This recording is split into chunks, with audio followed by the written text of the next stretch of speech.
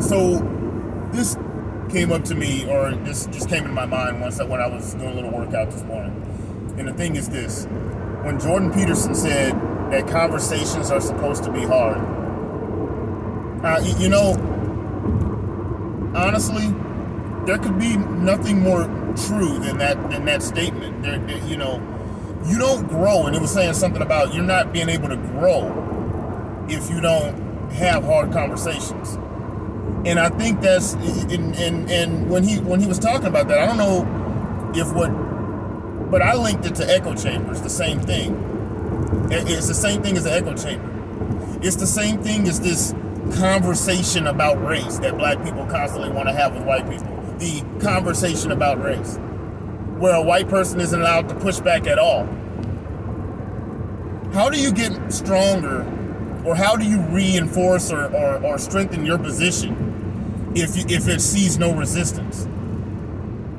So if I was to go in there this morning and put absolutely nothing on the bar, maybe I was out of shape enough to where all I could raise was the bar. But then at a certain point, you're going to have to start putting a little more weight on there, a little more resistance, right? A little more something that's a little more challenging to you, right? Now, what happens when you get challenged like that? You start gaining muscle. You start actually getting stronger. So when he was saying that you gain the most from hard conversations, you gain the most from resistance. These people that are the social media is really, honestly, it's making people very out of shape in their ideologies. Twitter is making you very out of shape. Facebook is making you very out of shape in your ideology. It's making you use stupid memes and believe stupid news stories. There's some people on the left will believe anything said negatively about Trump.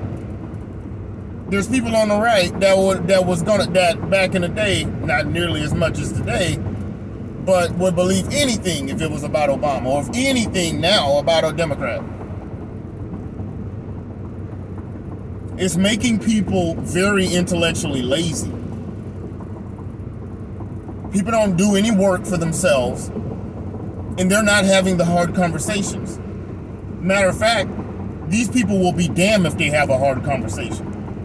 They will be damned if they go into the gym and put more than nothing on the bar. Everyone's running around with nothing on the bar in their minds. They don't want to have any conversations with anyone about anything if it's pushing back. If not, they'll just throw their hands up and get mad and call you a Nazi, a racist, bigot, sexist, homophobe, snowflake, blah, blah, blah. That's what they'll do. How is this helping anyone?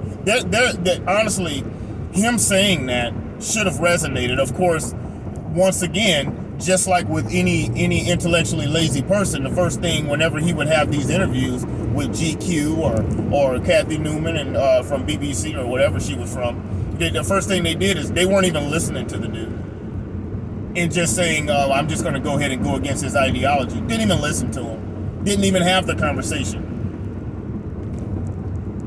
And then so smug to think that what they have is the truth. So I think that's where we need to go. Now we need to go. That's where we need to go right now.